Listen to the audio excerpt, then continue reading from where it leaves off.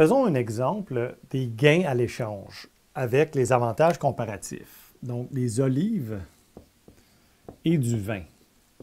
OK? Donc, on va prendre, donc, olives et du vin. Donc, on va prendre l'Espagne et la France. OK? Et on va dire que on va parler en millions de litres de vin et en millions ou en tonnes d'olives, on va dire, ou quelque chose comme ça, ou en millions de tonnes, peu importe. OK? Donc, supposons que l'Espagne, pour produire un vin, c'est-à-dire 1 million de litres de vin, doit sacrifier 3 unités d'olives, donc 3 tonnes d'olives. Okay, donc, excusez, ça a l'air de 30, là, mais c'est 3 olives. Okay, donc, ça, c'est un O. Okay. Ensuite, la France, pour produire 1 million de litres de vin, doit sacrifier une olive. Oups. Donc, qui a le coût de renonciation le plus faible dans la production de vin? Bien, de toute évidence, c'est la France. Eux, ils doivent renoncer à une olive ou une tonne d'olive pour produire 1 million de litres de vin. Et l'Espagne doit renoncer à 3 unités d'olive.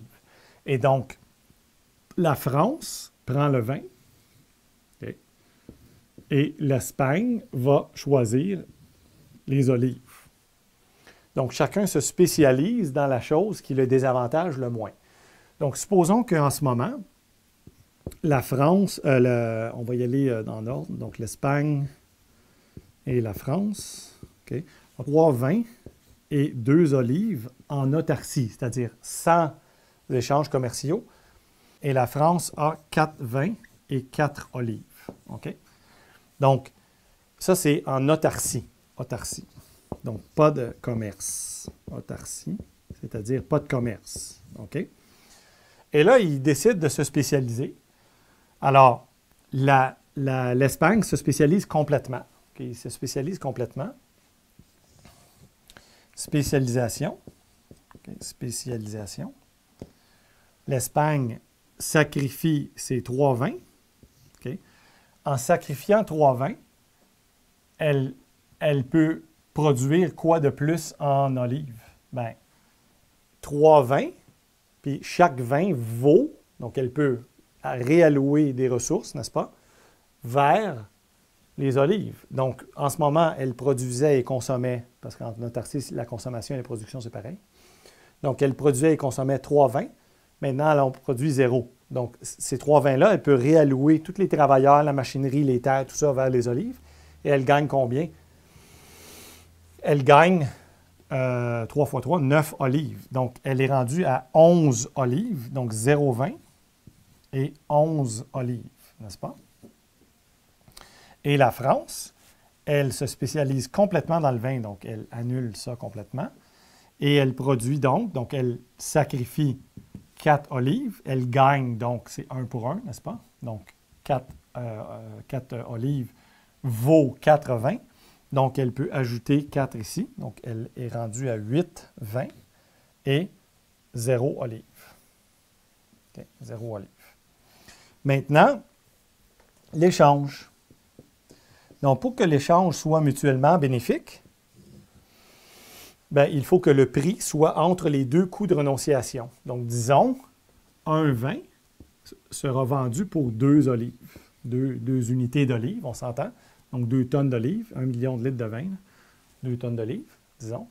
Donc, là, ben, ça va être intéressant parce que eux, donc la France, mettons, elle va vendre, on va dire, 4 vins. Tiens, allons-y avec ça. Okay? Donc, 4 vins à l'Espagne. Donc, l'Espagne va se retrouver avec quoi? Avec 4 vins. Okay? Donc, je vais l'écrire explicitement pour que ce soit vraiment clair. Peut-être que ça va valoir la peine. Donc, l'Espagne avait 0 vin avant, mais là, elle gagne 4 vins. Elle importe 4 vins.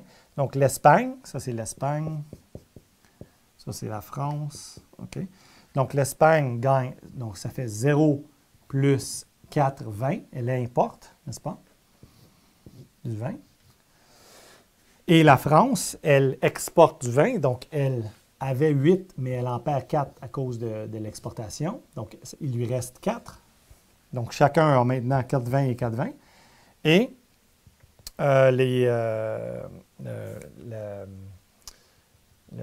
l'Espagne. Donc, elle doit envoyer pour les 4 vins 8 olives, n'est-ce pas, à la France. Donc, elle avait 11 olives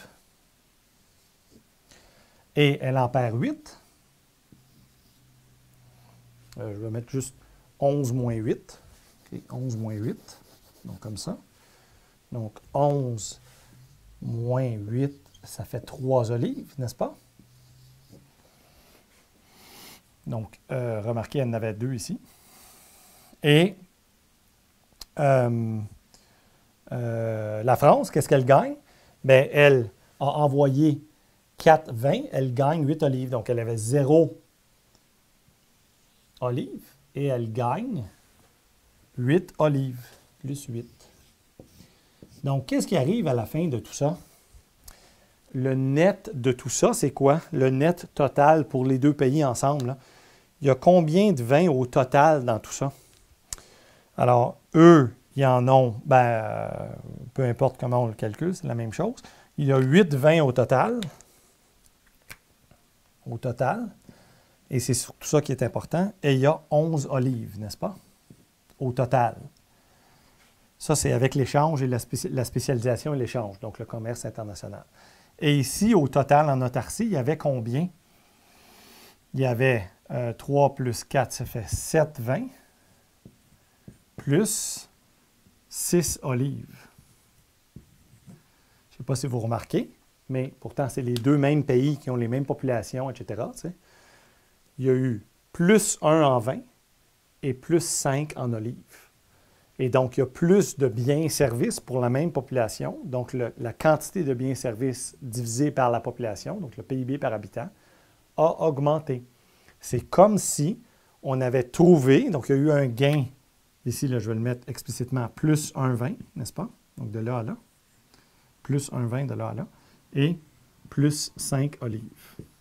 Donc, il y a eu un gain net en biens et services et donc en PIB par habitant. Donc, c'est comme si on avait trouvé une nouvelle technologie de production. C'est un peu comme de la magie. Tu sais.